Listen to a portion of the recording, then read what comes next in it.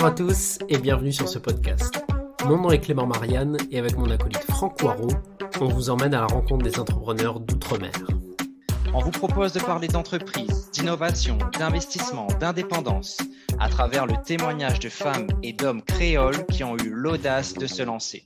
Nous échangerons avec eux sur leur parcours, leurs succès, mais aussi leurs erreurs, leurs échecs et de la particularité d'entreprendre dans les DOM. Allez, c'est parti, on vous emmène avec nous. Dans cet épisode, nous allons à la rencontre de Pierre Tambouran. Âgé de seulement 27 ans, il s'est lancé depuis quelques années avec ses associés dans un projet ambitieux de revalorisation des huiles de friture en biocarburant à La Réunion.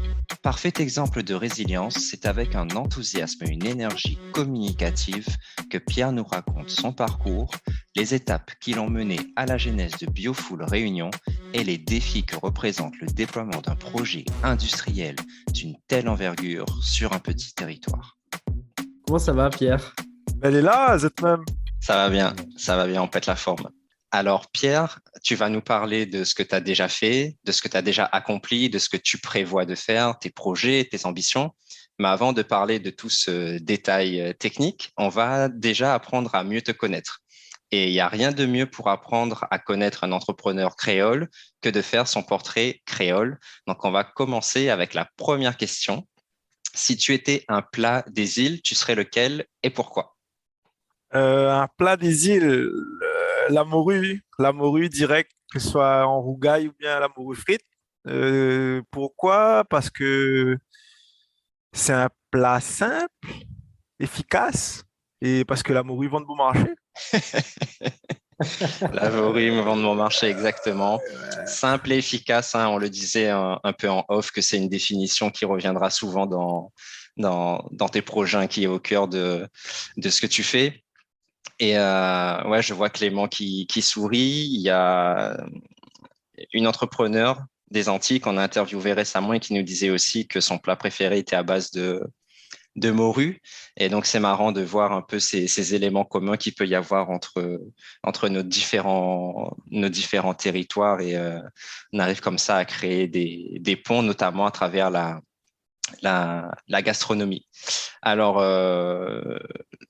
les DOM, les Outre-mer, c'est des lieux divers, variés. Si tu devais retenir un lieu à La Réunion, un lieu que tu aimes bien, un lieu qui t'inspire, ce serait lequel? Il faut donner qu'un seul, on peut pas en donner deux.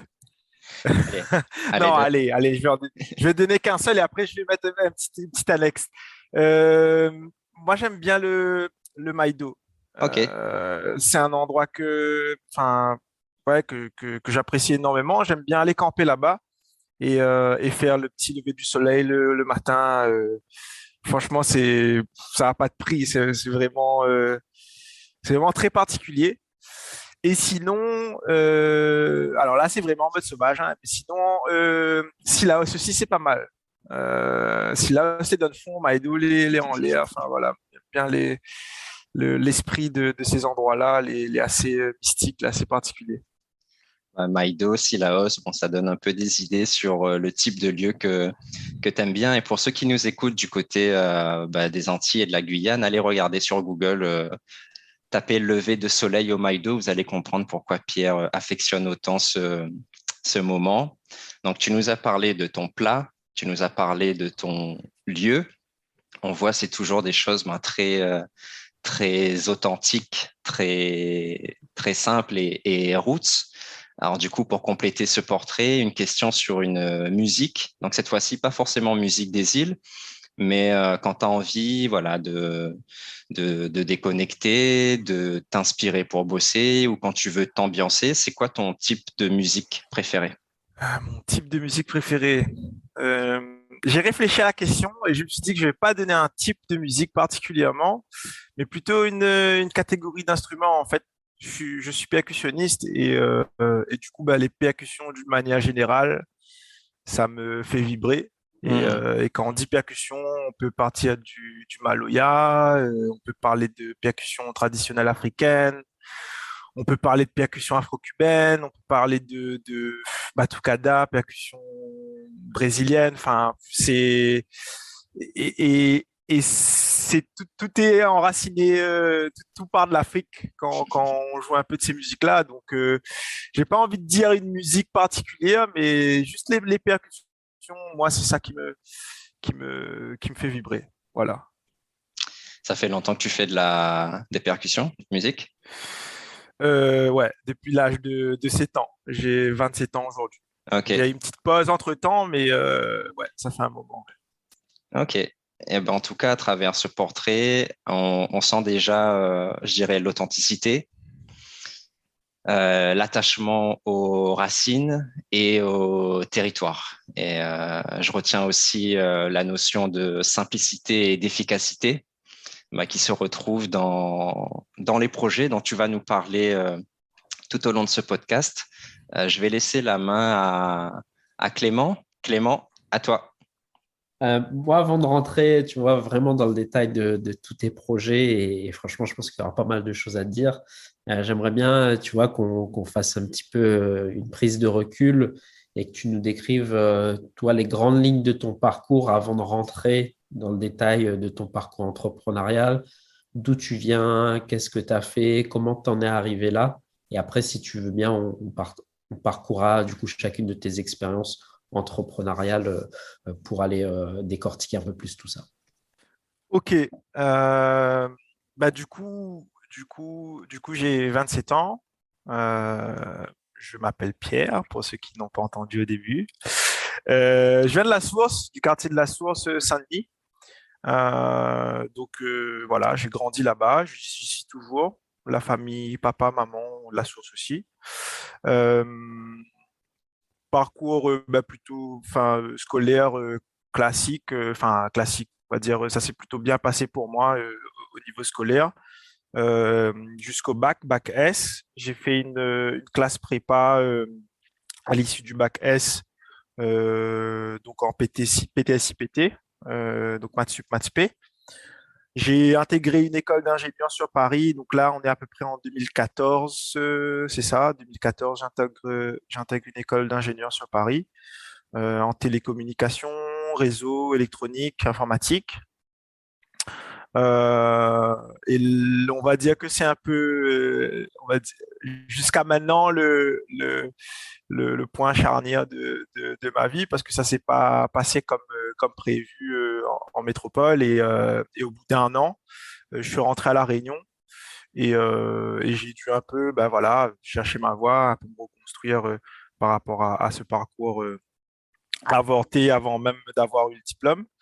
Euh, donc là, on est en 2015. 2015, bah, du coup, comédie bec un peu la clé, je fais un petit peu de travail à côté. Je reprends une licence pour valider mes 2 années de prépa, parce que la sup et l'aspect sont pas diplômantes. Euh, et l'objectif à ce moment-là, c'était d'aller à l'armée. Donc, je voulais aller à l'armée, dans l'armée de l'air. J'ai une passion aussi un peu pour l'aéronautique que j'ai mis de côté pour l'instant, mais j'aimerais bien y retourner à un moment.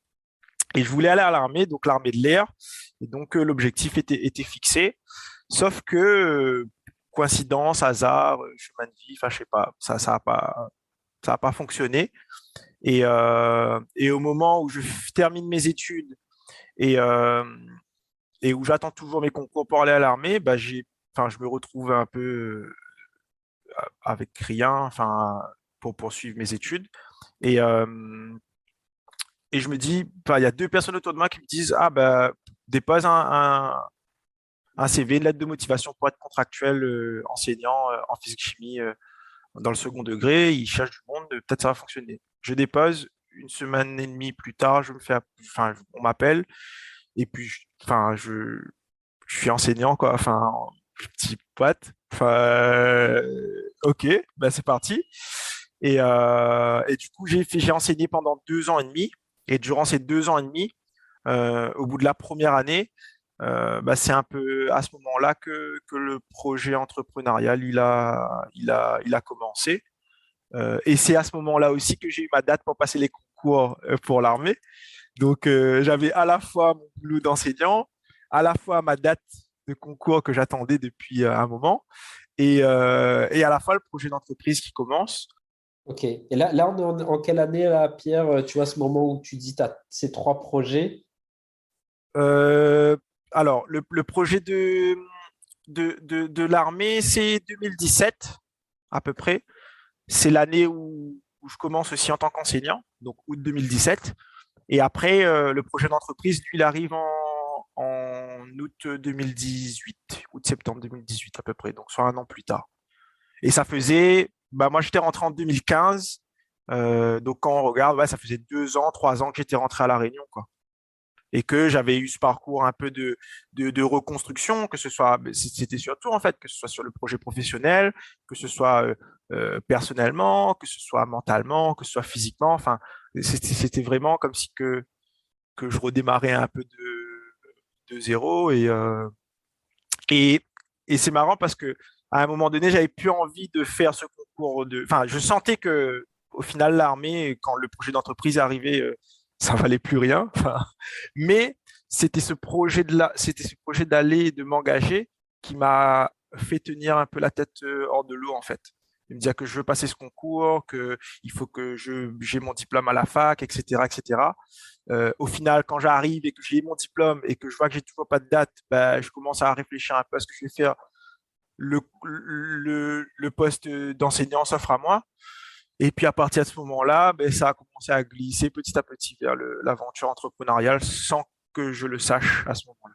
Je voulais revenir sur ce moment, en fait, où tu dis, bah, tu es prof à la fac, tu as cette idée d'aller à l'armée et tu as cette ouverture vers l'entrepreneuriat. Comment ce projet entrepreneurial, il arrive dans cette équation? Par quel biais? Et tu dis que c'était un peu par hasard, ou en tout cas c'était inattendu. Comment c'est arrivé et comment tu as fait ce choix-là à ce moment-là de partir plutôt vers l'entrepreneuriat VS tes 2 autres projets que tu avais en tête? Alors, juste pour dire, j'étais enseignant au collège et au lycée, enfin second degré du coup, pas à la fac. Euh, après, euh, comment c'est arrivé? En fait, on est arrivé aux vacances de ma première année en tant qu'enseignant. Euh, donc j'avoue là sur cette première année, j'étais en mode chill, hein. Enfin, j'ai pas, j'ai pas plus cherché. Enfin, juste pour revenir dessus, on parlait de percussion tout à l'heure, mais les premières vacances de décembre, je suis parti en vacances au Brésil. Donc, enfin, j'étais quand même assez content de vivre cette expérience-là après tout ce qui s'était passé avant.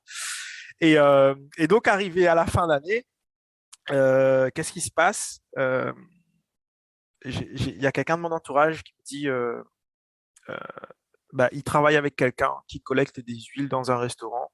Et quand ils ont suffisamment de quantité, ils envoient ça en métropole. Donc, du coup, je me dis, mais what? Enfin, bah, du coup, j'ai commencé, moi, je suis de nature un peu curieuse, donc je suis parti un peu chercher. Je me dis, bah, comment ça? Les gars, ils envoient les huiles en métropole, bah, je vais chercher un peu, qu'est-ce qui se fait, etc. Sans forcément chercher ce qui se fait à La Réunion, mais juste d'une manière générale, qu'est-ce qu'on peut faire avec les huiles? Et j'en parle à Jean-Laurent, donc Jean-Laurent Kamlindia, qui est un de mes associés sur le projet, toujours aujourd'hui, qui lui en fait, on s'est un peu suivi au lycée, donc il a fait la même prépa que moi, donc on a un peu cette relation de promo supérieure, etc.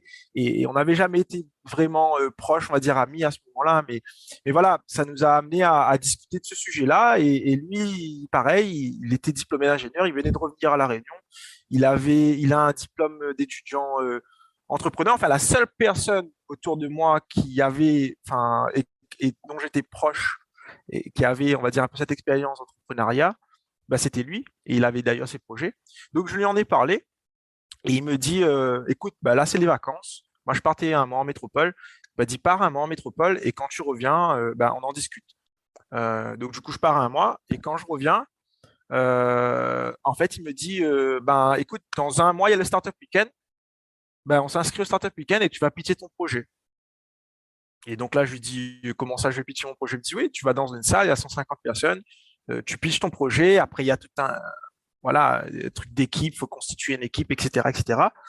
Et ben, en fait, je lui dis, bon, bah, ok, pourquoi pas? Je dis, bah, j'essaye sans forcément savoir ce qui allait se passer, mais du coup, ça part. Et à ce moment-là, j'obtiens ma date aussi pour l'armée. Donc, on me dit, ben, Monsieur Tambouran, vous avez votre convocation pour le mois d'octobre. Et moi, vu que j'étais enseignant, je voulais absolument avoir la convocation pendant les vacances, parce que c'était le seul moment où je pouvais me libérer. Et là, on m'a dit, ben, pour le mois d'octobre, vous êtes convoqué. Donc, on fait le Startup Weekend le 16 septembre 2018, le week-end du 14, 15, 16 septembre, je crois. Euh, on obtient le prix encouragement. Après, ce qui s'est passé au Startup Weekend, c'est encore plein d'histoires, mais c'est marrant. C'est là d'ailleurs où on rencontre Hugo, mon deuxième associé, pardon. Euh, et je sais pas, à ce moment-là, il y a eu un moment de doute à la fin du Startup Weekend où je me suis dit, bah, en fait, qu'est-ce que je fais? Est-ce que je vais à l'armée? Est-ce que je pousse sur mon projet d'entrepreneuriat? Bon, on verra. Et je suis quand même parti au concours pour l'armée. C'est des concours pour être pilote, hein. Enfin, je sais pas si j'ai dit, mais c'est des concours pour être officier pilote. Et pour que je me dise, au moins, je regrette pas. Je prépare peut-être pas, mais au moins, je sais que je suis parti passer les concours et dans 10, 15, 20 ans, je vais pas me dire, ah, j'ai pas vécu cette expérience-là. Mais à ce moment-là, ce qui a fait vraiment le basculement, c'était de me dire, bah, quand je mettais le projet de l'armée et le projet entrepreneurial, qui a un peu de la valeur écologique, hein, je n'ai pas dit, c'est de recycler les huiles alimentaires usagées, les huiles de friture en biocarburant, bah, je trouvais beaucoup plus de sens dans ce projet-là que d'aller à l'armée, en fait. Et donc, naturellement, je me suis dit, c'est un truc qui va faire du bien à mon pays. Je reste à La Réunion, j'adore La Réunion. Enfin, je vois pas, enfin, pourquoi je devrais repartir. Mais j'étais pas trop opposé à ce moment-là, hein, à repartir. Mais là, pour le coup, ça prenait sens. Et puis, bah, j'avais aussi encore mon travail en tant qu'enseignant. Donc j'avais un peu ce filet de sécurité qui me disait, bon, bah, teste et puis après on va voir quoi. Enfin, il n'y a pas d'inquiétude à avoir sur la prise de risque à ce moment-là. C'est pas comme si que je quittais tout pour me lancer dans un projet entre sans avoir de backup derrière. Ouais, du coup, finalement, enfin, il y a une notion que tu abordes là et qu'on voyait déjà se dessiner dans ton parcours. Et c'est assez intéressant de le voir là. C'est que enfin, tu as l'air d'être un entrepreneur vraiment attaché à des valeurs fortes. Et j'ai l'impression que c'est ça qui a fait que tu as vraiment pris cette voie parce que finalement, tu y trouvais vraiment du sens par rapport à tes valeurs personnelles et aussi par rapport à tes attaches à La Réunion. Et c'est vraiment c'est chouette de le voir. Ouais, ouais. Et puis, enfin, si je peux rajouter quelque chose par rapport à ça, c'est en fait, je pense qu'on est attaché. Enfin, effectivement, moi, je suis quelqu'un. Bah, j'ai grandi dans la musique, par exemple, donc je suis attaché à la musique. Je suis attaché à des choses, on va dire, traditionnelles de la Réunion, le côté famille, les Malbars, donc la religion, même baptisé, communié, confirmé. Enfin, voilà, tout le package du créole. Voilà, effectivement. Euh, mais avec ce parcours entrepreneurial qui a commencé, et puis même tout ce qui s'est passé un peu avant, c'était comme si c'était un peu la redécouverte de ces valeurs-là, ou la découverte de choses qui sont un peu ancrées en nous, qu'on ne sait pas et qu'on n'arrive pas, dont on n'a pas cette sensibilité-là pour apprécier, en fait. Euh, et donc, c'est vrai que ce projet dans lequel je me suis lancé, bah, ça a encore plus bah, éveillé certains sens, certaines choses chez moi, et je pense chez Hugo aussi, chez Jean-Laurent, enfin chez les personnes qui nous entourent un peu dans ce projet. Et, euh, et effectivement, aujourd'hui, c'est encore le cas. Enfin, même 3 ans et demi plus tard, on est encore en train de se découvrir et de découvrir plein de choses. Donc c'est ça qui est intéressant en fait. Et quand la trappe a au premier coup là, affaira là où gay échappé ouais, voilà, ou gay il est pas possible. Comme si en plus, enfin, ce qui est marrant c'est que on est trois scientifiques dans l'équipe et donc bah, tous les sujets complexes, la manière rationnelle d'aborder les choses, etc., etc., et de rester ancré sur ce pourquoi on s'est engagé au début. Euh, c'est un défi quand même à relever et qu'on essaie de continuer à relever aujourd'hui en tout cas.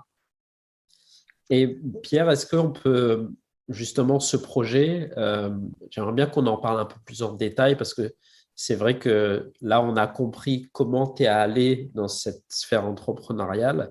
Est-ce que tu peux nous dire, parce que tout à l'heure, tu nous disais, tu avais cette curiosité de savoir, mais finalement, qu'est-ce qu'on fait des huiles? Comment tu passes de ce moment où tu as une simple curiosité à, OK, je me lance dans un projet et je fais un choix de vie complètement différent par rapport à ce projet-là? Bah, comment? En fait, tu sais pas. Quand tu commences, tu sais pas. Mais par contre, il faut commencer. Je pense que c'est ça aussi qui a fait qu'au début, on a, on a continué. Après, c'était un peu l'effet de groupe en fait. Les premiers mois, c'était, comment dire, euh, on a été lauréat encouragement, Startup Weekend. On s'est inscrit la semaine suivante à un concours Ambition Jeune. C'est un concours océan Indien en fait, où nous on était dans la catégorie porteur de projet. Donc il y avait Madagascar, Maurice, Comores, Seychelles et La Réunion. Et juste après le Startup Weekend, on a réenchaîné sans forcément savoir si on allait continuer ou pas. On a été sélectionné.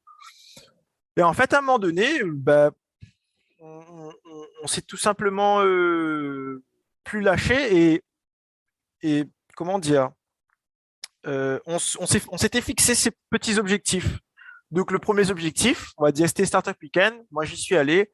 Je savais pas ce que ça allait donner. On a fini par encouragement. Là, ça m'a mis le doute. Et puis, au final, j'ai fini par craquer. Je me suis dit, bon, allez, on essaye.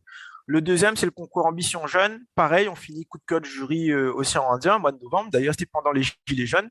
Donc, bon, on voit aujourd'hui, avec du recul, je me dis, ah ouais, quand même. Enfin, c'était bloqué de partout. Aujourd'hui, si c'est bloqué de partout et que nous, on veut aller récupérer de l'huile dans les restaurateurs, chez les restaurateurs, ça peut être compliqué. Mais à ce moment-là, on se rend pas forcément compte.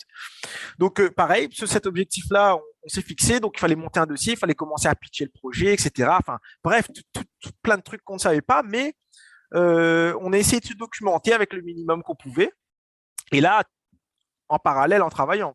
Donc, ça veut dire que après, l'avantage quand on est enseignant, c'est effectivement on a les vacances. Heureusement, c'est pas effectivement, mais heureusement on a les vacances.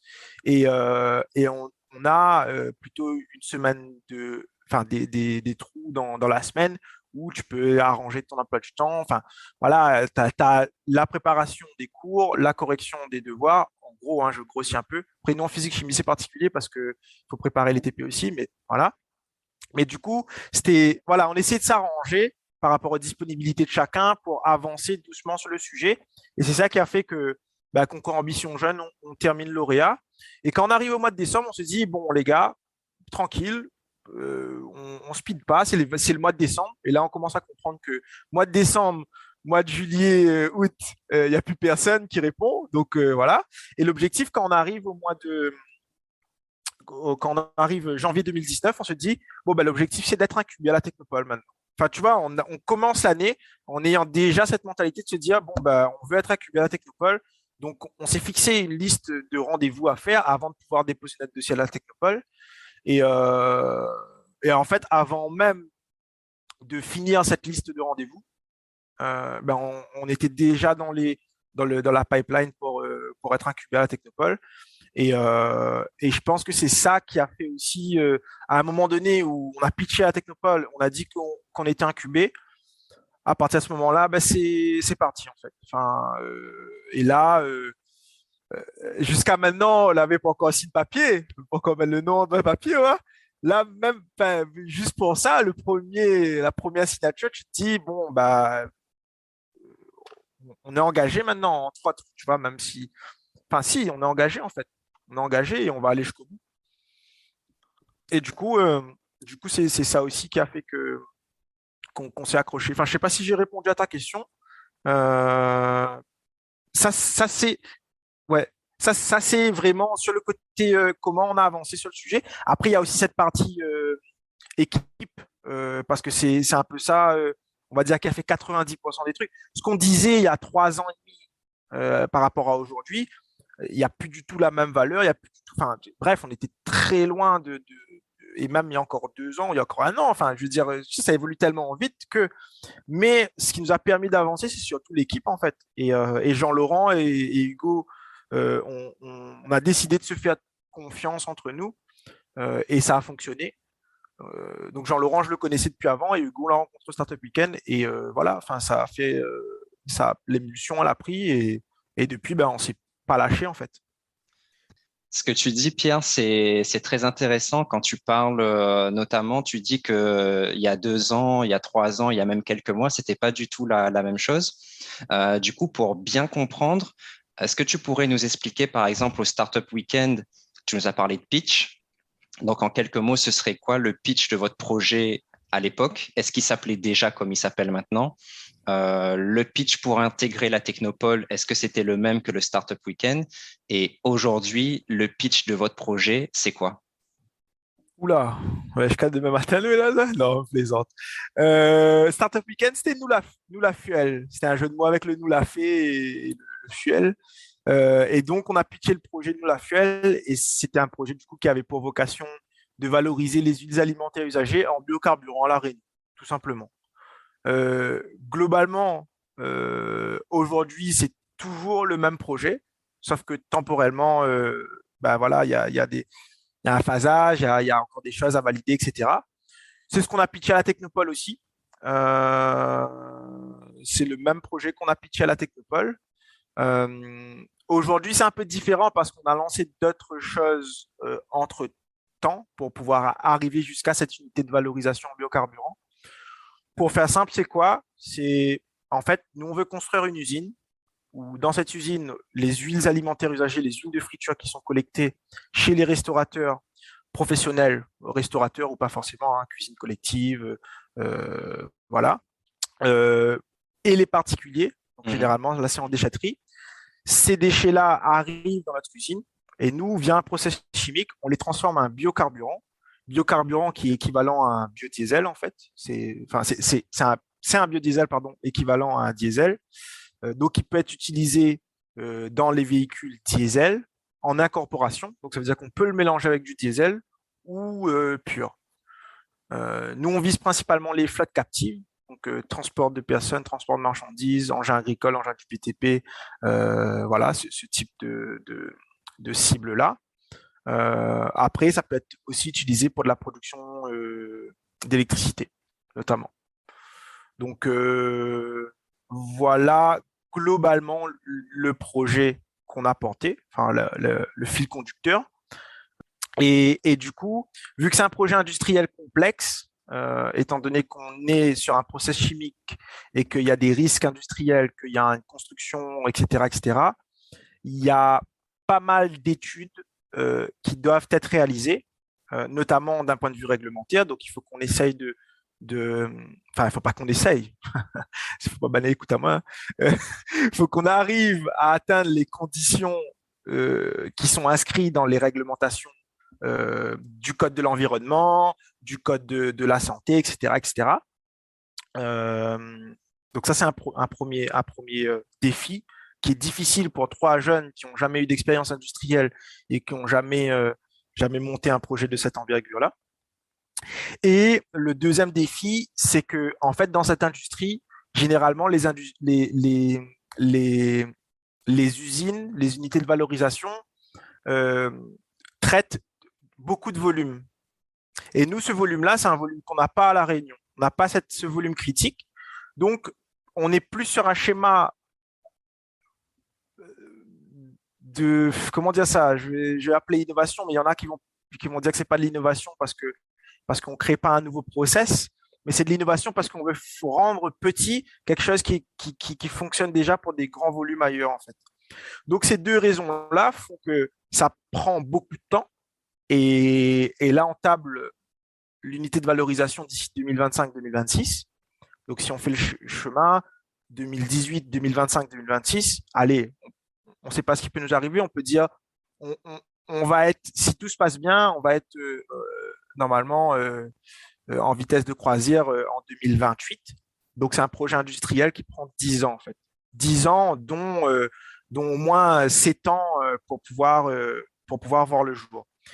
Et donc, Ça c'est bien, c'est beau sur le papier, c'est beau de pitcher, c'est beau de remporter des concours, etc.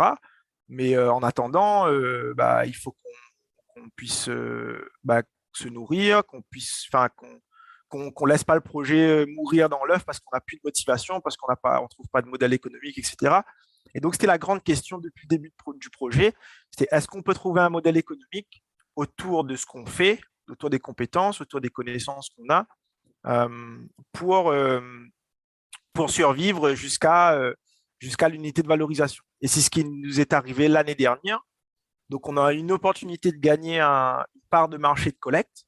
Et donc, forcément, opportunité qu'on a saisie, un peu les yeux fermés. Et ça, je pense, c'est un des basculements du projet. Parce que jusqu'à maintenant, on n'avait pas forcément d'exploitation et on n'avait pas Mhm. forcément de, de, de, de revenus, de chiffre d'affaires. Et en fait, l'année dernière, on s'est retrouvé malgré nous en 5 mois à créer un petit projet dans le gros projet pour faire en sorte que le gros projet puisse s'aboutir en fait. Et le petit projet, c'était quoi? C'était de prendre ces huiles-là, donc cette part de marché qu'on a pu récupérer, prendre ces huiles-là et de les envoyer en métropole en attendant d'avoir l'unité de valorisation. Et du coup, ça nous laisse 3 ans aujourd'hui pour pouvoir travailler le marché, travailler le restaurateur, pouvoir augmenter les volumes de collecte. Et une fois qu'on a l'unité de valorisation, en fait, on ferme la vanne de l'exportation et on ouvre celle de la transformation et de la valorisation locale. En fait. Vraiment en restant ancré dans cette volonté de pouvoir transformer ce déchet localement. Et donc, c'est ce qu'on a fait. Donc, on a monté le petit projet dans le gros, projet d'exportation. Donc, il fallait trouver un local, du matériel, des clients, un transitaire, une compagnie maritime, des financeurs, faire l'aller-retour entre l'expert. Enfin, bref, je crois qu'on a fait un sprint sur 5 mois. Euh, et arrivé au 5e mois, le bail allait nous passer sous le nez. Bon, on a signé le bail, c'est passé. Et puis là, depuis l'année dernière, on est content parce qu'on a recruté quelqu'un, enfin, un salarié en alternance, avec qui ça se passe super bien. Et ça, c'est cool. Ça apporte beaucoup de valeur à l'entreprise. On fait du chiffre. euh, et donc, ça nous permet de, de, de rentrer dans une démarche encore plus active pour que le projet puisse aboutir. Euh, mais par contre, c'est dur. Oh là là. Enfin, là, c'est comme si que tu avances et tu es dans un jeu vidéo et une fois que tu as battu le boss du niveau précédent, bah, il y a un nouveau boss qui apparaît, tu vois. Et là, ça c'était l'année dernière. Et là, en ce moment, on est un peu dans cette phase-là aussi où en fait, il faut step up. Mais tu vois, enfin, je pourrais en parler pendant des heures. Je te relaisse la parole parce que sinon je vais tout dire. Mais voilà, enfin, aujourd'hui, on en est là. Et là, à l'instant T, on est dans une phase où il faut qu'on mette les bons moyens au bon endroit pour continuer à croître et à se développer, en fait. Euh, Sachant qu'on est sur deux fronts. Donc, on a le front de l'exportation et de la négoce à l'exportation. Du coup, cette activité de négoce à l'exportation, c'est un alibi pour pouvoir aller chercher les restaurateurs et pouvoir aller chercher les particuliers. Et comment c'est mis en œuvre, ça nous, on a un peu cette volonté, vous avez compris, même Jean-Laurent et Gaulet, pareil, nous les ancrer local, enfin, nous défendent beaucoup notre créole, nous cause créole, arrive en réunion, il fait nous plaisir de pouvoir cause créole et de pouvoir avancer sur le projet en créole. Euh, mais aussi nous les dans cette partage des valeurs scientifiques, nous les très attachés aussi aux valeurs scientifiques. Et, euh, et du coup, c'est quoi? C'était de dire, maintenant qu'on a l'alibi pour aller chercher les restaurateurs, allons créer un label qui nous permet d'aller chercher des nouveaux restaurateurs. Et donc, du coup, nous l'a créé Arcycle. Et Arcycle, c'est la créolisation du mot recycle, où ça nous peut dire, nous, Arcycle, friture pour transformer en biocarburant. C'est une marque où ça nous gagne cause en créole, en français, plus avec une approche pédagogique, ludique. Voilà. Par rapport à Biofuel Réunion, je ne sais pas si je l'ai peut-être pas cité ou pas trop cité, par rapport à Biofuel Réunion, qui est plutôt une marque, on va dire industrielle, institutionnelle, Et donc là, nous avons un éventail de 3 fronts. Donc, nous avons un cycle où ça nous cherche les nouveaux restaurateurs. On a l'activité de négoce à l'exportation qui nous permet d'arriver normalement à l'unité de valorisation. Et on a l'unité de valorisation qui demain nous permettra de valoriser les huiles alimentaires usagées en biocarburant localement, en fait. Les projets que tu décris, contrairement à ce qu'on a pu voir jusqu'à maintenant dans le podcast, et c'est aussi une des raisons pour laquelle on voulait discuter avec toi, j'ai l'impression que ce sont des projets qui nécessitent d'avoir beaucoup de moyens, en fait, financiers, humains, en tout cas, tel que tu le décris. J'ai l'impression que la méthode des petits pas que vous avez de toute façon appliquée, parce qu'on voit que vous avez découpé le projet, c'est quand même pas si évident que ça pour vous. Comment vous faites pour, vous payer dans tout ça, parce que ça veut dire que quelque part tu te disais, il faut quand même qu'on vive, pour aussi lancer tous ces projets et continuer, parce que même si tu fais du chiffre d'affaires sur un sujet, j'imagine que c'est peut-être pas suffisant pour absorber tout ce que ça nécessite en termes d'investissement. Voilà, comment vous abordez ce point-là? Est-ce que tu peux nous donner quelques clés pour quelqu'un qui aurait, tu vois, un gros projet aussi industriel qui nécessite beaucoup de R&D, beaucoup d'investissement initial? Hum, moi, ce que je dis généralement, alors, avant de te dire ce que je dis, j'ai entendu plein de choses quand quand on a commencé le projet et je savais pas ce que ça voulait dire. Euh, la France est le premier financeur des entrepreneurs au monde via les ACDIC et le Pôle emploi, parce qu'il y a cette possibilité-là de maintenir ces ACDIC pendant la création d'emplois. Et je pense que peu importe la typologie de projet, on va pas, ouais, comment dire, bon, désolé, on va pas cracher sur 2 ans d'ACDIC qui te permet de développer ton projet. Donc ça, franchement, c'est déjà quelque chose qui n'est pas du tout négligeable, surtout pour quelqu'un pendant ces 2 ans, s'y consacre réellement et entièrement.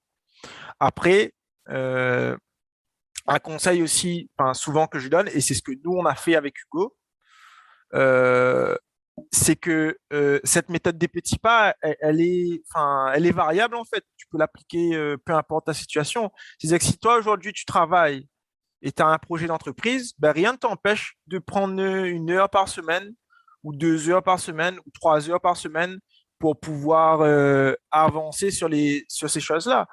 Nous, c'est ce qu'on faisait hein, quand on était enseignant et que j'avais une pause de 9h30 à 9h45. Ben, si de 9h30 à 9h45, au lieu d'aller boire le café ou d'aller respirer, je passais un coup de fil ou j'envoyais un mail.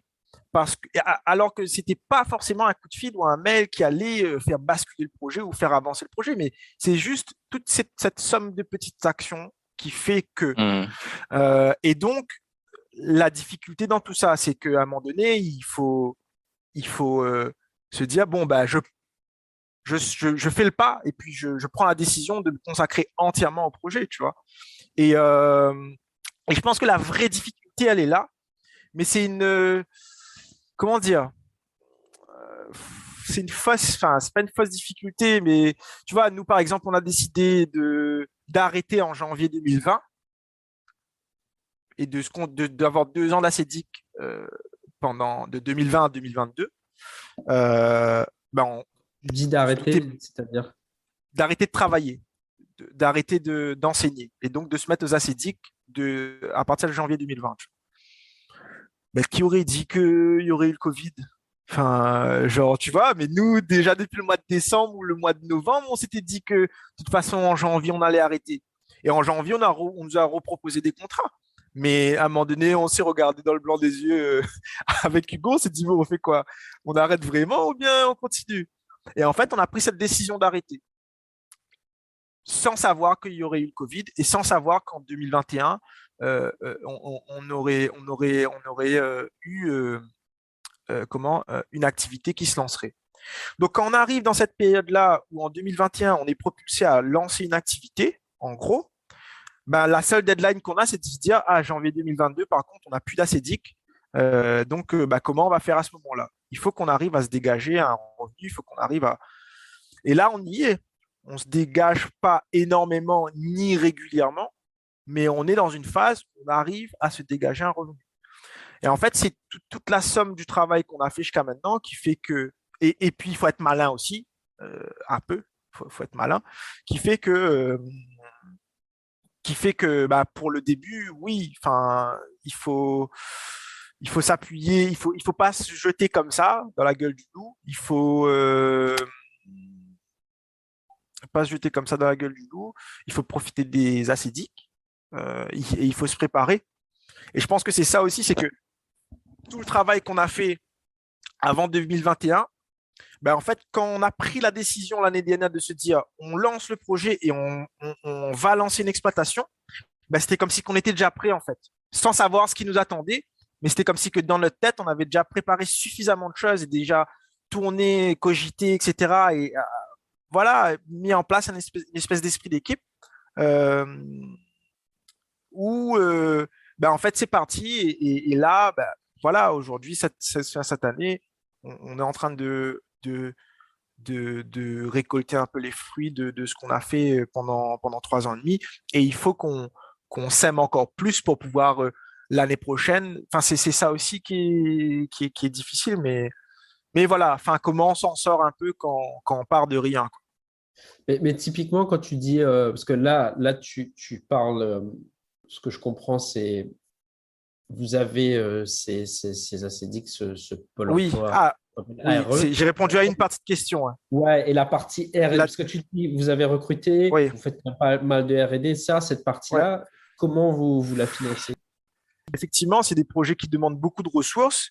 Donc, soit tu as cette ressource-là sous la main et tu peux signer un chèque qui te permet de lancer ton projet et commencer à faire de la recherche et du développement, euh, sachant que nous, on est sur des projets physiques, à l'opposé d'un projet, par exemple, dans le numérique, on peut difficilement itérer. Donc, ça veut dire qu'on est obligé de valider beaucoup d'hypothèses et des hypothèses qui parfois traitent de sujets à risque, danger, etc., etc. Donc, tu es obligé de passer par là. Donc, soit tu passes par là et puis tu as la ressource et puis tu signes un chèque et puis ben voilà, tu réalises les études petit à petit. Ou soit, et c'est ce que nous on a fait, c'est de s'appuyer sur toutes les ressources et je pense qu'on en a, enfin, je dis tout, on n'a pas sollicité toutes les ressources, mais quand même quelques-unes, du système entrepreneurial, enfin des financeurs et du système entrepreneurial euh, pour pouvoir financer certains postes. Et là, je pense qu'il faut avoir cette capacité de parfois, comment dire, j'ai envie de dire de bluffer, mais c'est pas du bluff en fait. C'est parce que tu crois tellement à ton projet que de toute façon, ce que tu présentes pour toi à l'instant T, c'est la vérité. Et du coup, tu as besoin de ces sous-là pour faire ça. Mais après, c'est cette agilité, une fois que tu as obtenu ces financements, de pouvoir les utiliser à bon escient et de pouvoir les compléter et de voir ce qui va venir sur le chemin pour pouvoir solliciter d'autres financements qui vont te permettre de réaliser les études nécessaires pour accomplir ton projet, tu vois. Et c'est ce que nous, on a fait. On a eu la Technopole, donc on a eu un budget de financement. On a été lauréat appel à projet économie circulaire. On a eu des financements. Technopole, c'était tout pris en charge. Appel à projet économie circulaire, il fallait qu'on apporte 14 000, 15 000 euros. On ne savait pas où est-ce qu'on allait les sortir, mais on a bluffé. On a dit, bah, c'est bon, enfin, on va trouver. Mais voilà, on a besoin de ces sous-là pour faire les études. Euh, on a été lauréat dispositif hashtag tremplin, pareil. Là, c'était ben, l'hébergement au village BCA. On y est encore aujourd'hui, maintenant sur fonds propres. Et une étude. Euh, place de l'émergence France Active.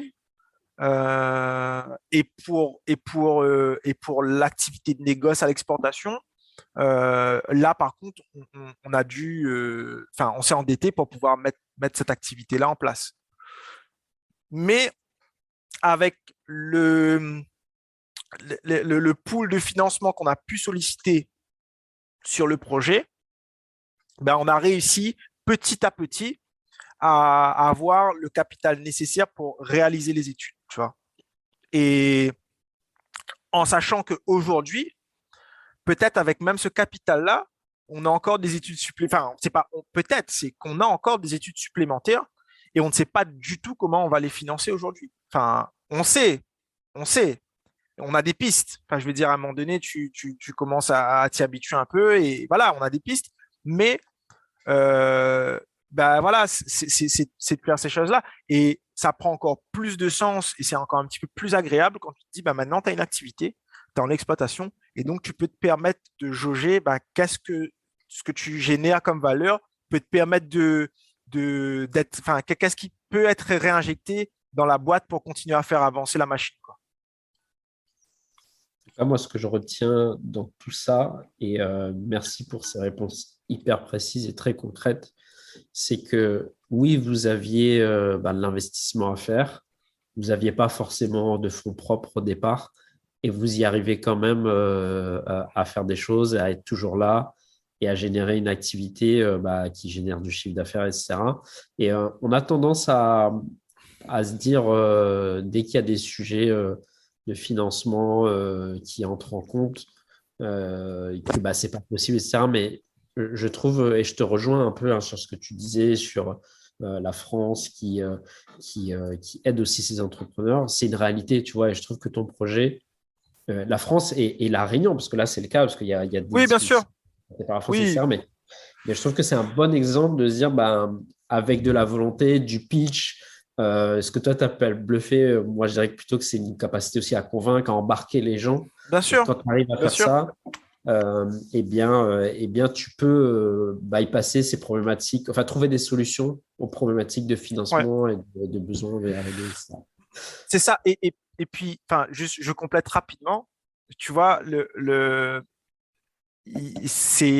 je sais plus si c'est Tristan ou Nicolas de The Corner d'ailleurs, avec qui on a été accompagné par Nexa. Enfin, il y a ça aussi que j'ai pas dit, hein. Désolé, je fais un aparté rapidement. Vas-y.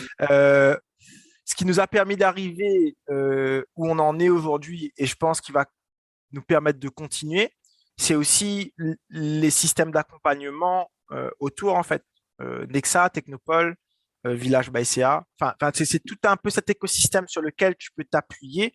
Et si tu montres que tu avances sur ton projet, tu pourras toujours t'appuyer sur ces gens-là. Par contre, effectivement, si tu attends que c'est eux qui fassent ton projet ou c'est eux qui débloquent la situation pour toi, là, c'est un peu moins vrai.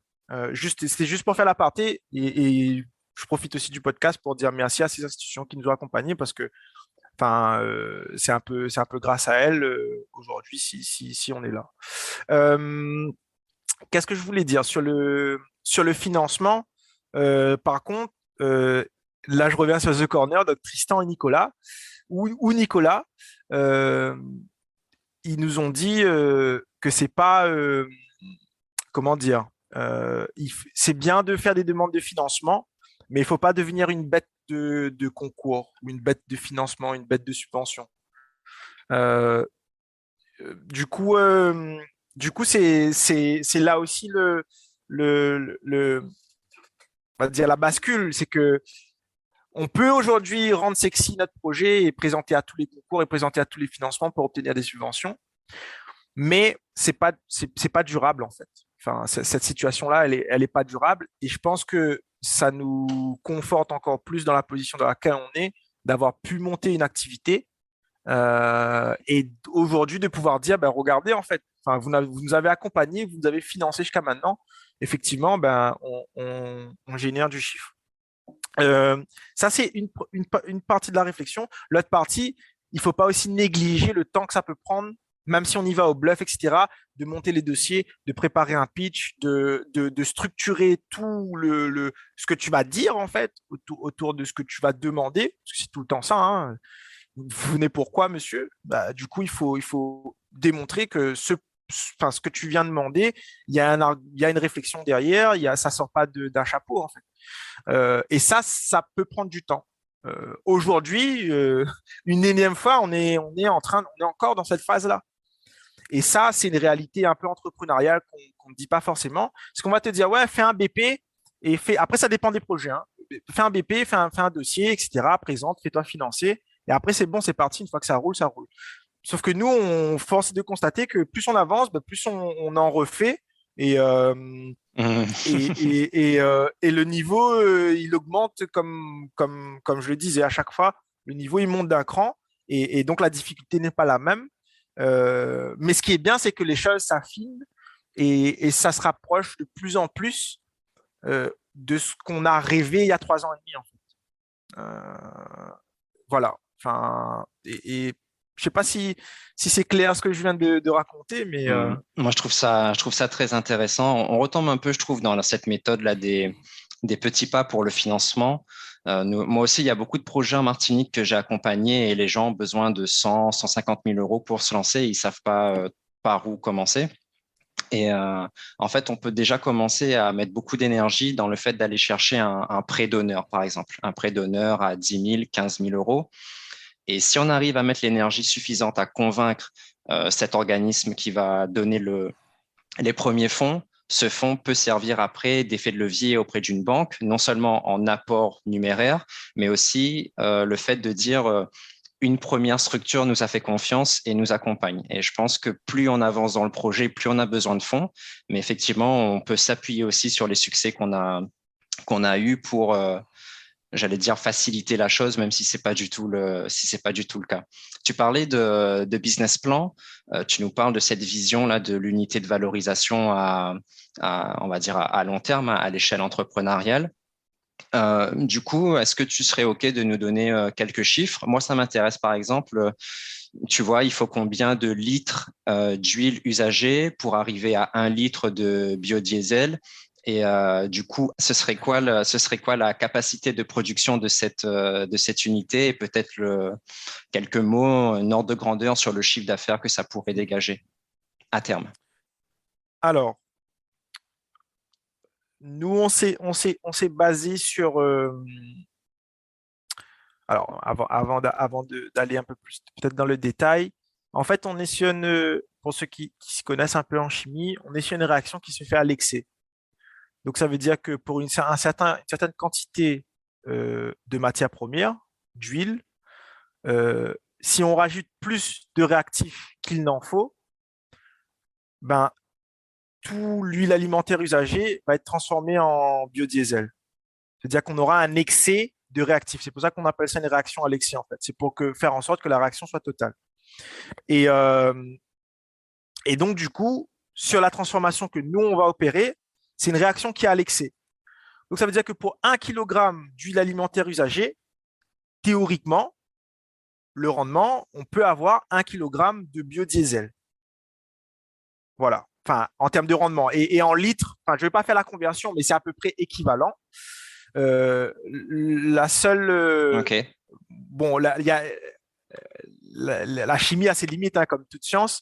C'est que du coup, quand tu es à l'excès, tu vas consommer beaucoup plus de réactifs. Enfin, ton but, c'est de trouver la bonne recette pour faire en sorte que tu consommes le moins de réactifs possible et que pour 1 kg d'huile, tu obtiens quand même 1 kg de biodiesel. Donc là, c'est ce sur quoi on est en train de travailler, nous.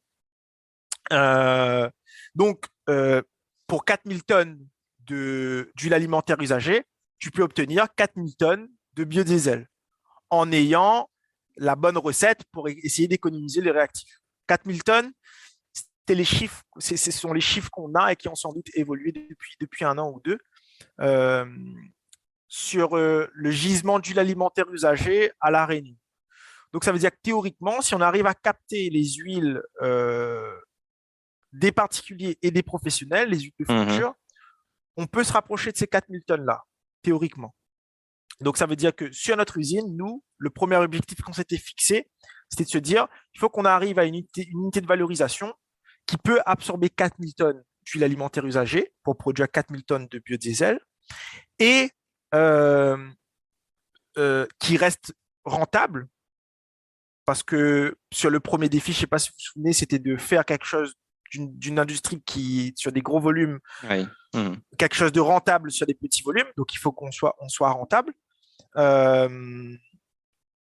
Et l'idée aussi, c'était de se dire, si ça fonctionne à La Réunion, ça peut fonctionner à Maurice, ça peut fonctionner à Madagascar, ça peut fonctionner en Martinique, ça peut fonctionner en Guyane, en Guadeloupe, où tu veux, où il y a de l'huile alimentaire usagée. Là, on est en train de changer un peu notre fusil d'épaule Et on est en train de reconsidérer un peu cette vision-là, de se dire qu'on fait un modèle qui est insulaire, qui est dupliqué dans d'autres îles, mais on va peut-être partir sur un modèle régional où ça peut fonctionner pour les îles qui sont autour aussi.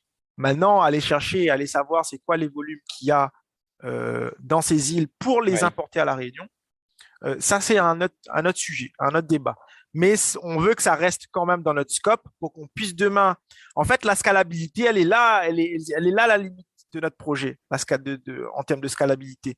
C'est qu'à un moment donné, on pourra pas collecter plus d'huile alimentaire usagée. Donc, comment on va faire pour scaler? C'est d'aller chercher des gisements peut-être sur des îles qui sont proches et de faire en sorte qu'on arrive à centraliser un peu la matière première. Donc, 4000 tonnes au minimum. Enfin, en tout cas, c'est un objectif qu'on s'est fixé nous.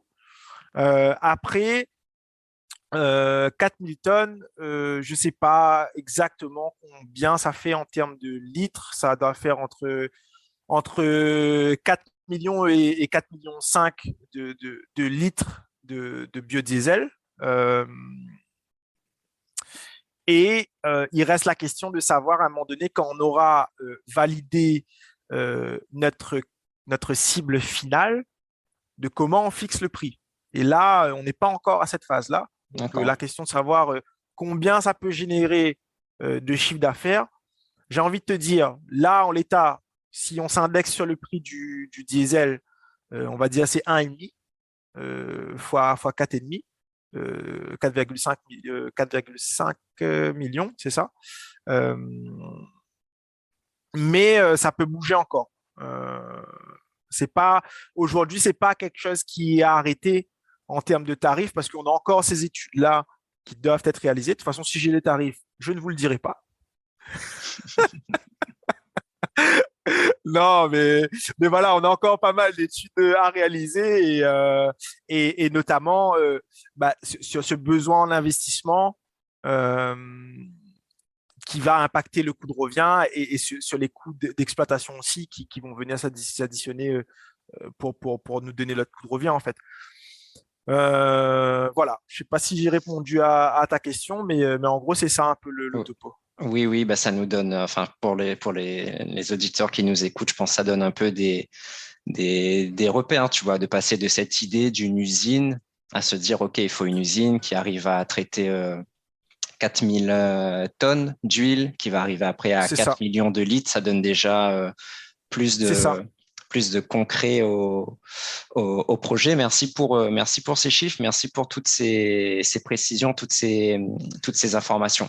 Quand je t'écoutais, je repensais un peu à ce que tu disais au début, quand tu rentres à La Réunion en 2015 et que tu as rien, on va dire, et puis quelques années plus tard, tu as tout qui se présente à toi, et on retrouve souvent ce schéma, ce creux de vague très creux et ce haut de vague qui est assez haut. Et quand tu parlais de ce choix entre le poste d'enseignant, le concours de l'armée et ce projet entrepreneurial qui arrive, ça m'a fait penser un peu à ce choix entre le job alimentaire, donc de prof, le job de prestige, le rêve qu'on peut avoir depuis petit avec l'armée, et puis finalement, ce qui arrive au cours du chemin, c'est le projet qui fait sens. Et donc là, c'est le projet de biocarburant dont tu nous as parlé. Et à l'audio, ça se verra pas, mais je trouve aussi que tu as une gestuelle quand tu parles de tes projets qui est très engagée, et tu arrives vraiment à communiquer même à travers un écran toute ta passion et toute ton énergie. Et franchement, c'est un plaisir en fait. C'est un plaisir de t'écouter, de t'entendre parler de ce que tu fais et de ta vision des choses et de ta vision aussi de La Réunion et du territoire pour les prochaines années, en faire un territoire plus vert, plus résilient, plus autonome aussi. Et je trouve que cette nouvelle génération d'entrepreneurs dont tu fais partie, qui arrive à porter des problématiques fortes et lourdes, et qui n'ont pas peur de ça, c'est des choses qui font vraiment du bien au territoire et au territoire au pluriel d'outre-mer de manière plus générale. Merci beaucoup pour toutes ces informations, merci pour tous ces éléments. Je te rassure, on ne va pas se quitter comme ça. Clément t'a préparé, comme d'habitude, une petite soupe de questions rapides pour se quitter avec les meilleurs conseils que tu pourrais donner. Ok. Ben, merci, hein. Merci en tout cas pour ces compliments. Enfin, moi, ça me fait plaisir. Et juste avant Clément, tu embrayes. Là, moi, enfin, c'est le podcast de, de Pierre Tambouran, mais c'est aussi, enfin, tous les gens qui sont là, en fait, que ce soit Hugo, que ce soit Jean-Laurent sur le projet de l'entreprise, Calvin qui nous a rejoint l'année dernière, que ce soit sur le projet associatif, les gens qui ont accepté aussi de, de nous accompagner, de participer au projet tout simplement. C'est sans ces personnes-là, je pense que je ne serais pas là où j'en suis aujourd'hui. Et la morale dans tout ça, c'est que c'est euh, beaucoup d'humains, enfin c'est 80% d'humains au final, enfin, et ça c'est un truc qu'il faut vraiment pas oublier. On peut parler de business plan, on peut parler de financement, de difficultés de projet, etc. Mais si ce côté humain-là, on l'a pas à un moment donné, ou s'il y a une rupture, ben, ça peut tout faire capoter. Et du coup, ça me fait une belle transition, Pierre, sur tous ces sujets sur lesquels tu tires des conclusions. Toi, avec le recul, et pour clôturer notre épisode, quel conseil t'aurais aimé qu'on te donne en 2 mots, tu vois? L'espoir et l'humain. Enfin, je reviens sur les dernières paroles que j'ai eues. Je pense que autant l'espoir, c'est un peu l'espoir de se dire, ben, il va gagner en sorte à moi un peu à un moment donné. On va trouver la porte de sortie. Et l'humain, parce que peu importe où on part, ou peu importe ce qu'on fait, s'il y a pas ce côté humain dedans, euh, ça perd son sens en fait, je pense. Ok, donc garder espoir et pas oublier le côté Le humain. côté humain, carrément. Et toi, à ton avis, c'est quoi la plus grosse erreur que tu as commise dans ton parcours entrepreneurial? Je dirais pas erreur, je dirais plutôt expérience, tu vois. Parce que erreur, c'est comme si c'est fatal un peu. Mhm. L'expérience qu'on a vécue, nous, et je suis pas le seul, hein, c'est Hugo et Jean-Laurent aussi, c'était de se dire, ouais, ben, quand on a commencé, on pensait qu'au bout d'un an et demi, on allait monter notre usine, quoi. Et après, ça a avancé. Donc, non, ça sera pas dans un an et demi, ça sera dans 2 ans. Non, ben, ça sera pas dans 2 ans, ça sera... Ben, non, ben, après, ça se repousse un peu. Et donc, c'est une erreur ou c'est une expérience plutôt de penser que les choses vont aller vite, alors que, en fait, ça peut prendre beaucoup plus de temps. Et ça, je pense que c'est à force qu'on apprend. C'est de se dire que ben, ça se passe jamais comme prévu. Et effectivement, surtout dans un projet comme le nôtre, l'expérience nous montre que notre usine qui devait se lancer en 2020 pendant le Covid, avec une machine qui normalement devait venir d'Ukraine, bon, bah, là on voit très bien dans quelle situation on est aujourd'hui. Effectivement, ouais, c'est pas le plus évident en ce moment. Et pour terminer, Pierre, sur une dernière question, à ton avis, c'est quoi là, tu vois, s'il n'y en a qu'une seule à retenir, c'est quoi la qualité nécessaire à un bon entrepreneur? Je pense communiquer, et c'est à plusieurs niveaux, tu vois. À la fois communiquer avec ses associés et se dire tout simplement les choses quand ça va pas et quand que ce soit que ça va pas sur le projet ou que ça va pas dans ta vie personnelle ou que ça va pas, enfin voilà. Mais aussi communiquer avec l'extérieur. On a souvent tendance à croire, ah, j'ai pas envie de parler, j'ai pas envie de dire, j'ai pas envie de trucs. Mais, euh, mais justement, c'est en communiquant que il y a des opportunités qui peuvent se présenter. Voilà, Hyper simple, clair, hyper efficace. clair. Voilà, Ouais, c'est ça. On revient, tu vois, au Comme, concept du comme début. la boucle morue. bouclée. En tout cas, merci beaucoup, Pierre, pour ton temps, pour avoir communiqué avec nous aujourd'hui et tu l'as très bien fait. On a compris ton parcours, tes projets.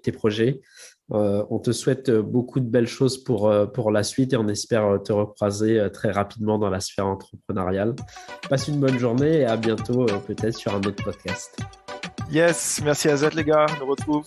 À très bientôt, on nous retrouve ça. C'était le podcast des entrepreneurs d'outre-mer. Et on espère sincèrement que ça vous a plu et inspiré. Si c'est le cas, vous pouvez nous le faire savoir en mettant un like et en nous le disant dans les commentaires. Et bien sûr, pensez à vous abonner pour ne pas rater la sortie du prochain podcast. Si toi aussi tu rêves de lancer ton entreprise, tu peux gratuitement télécharger le guide des 25 conseils pour se lancer avec succès et sérénité en cliquant sur le lien dans la description. À très bientôt.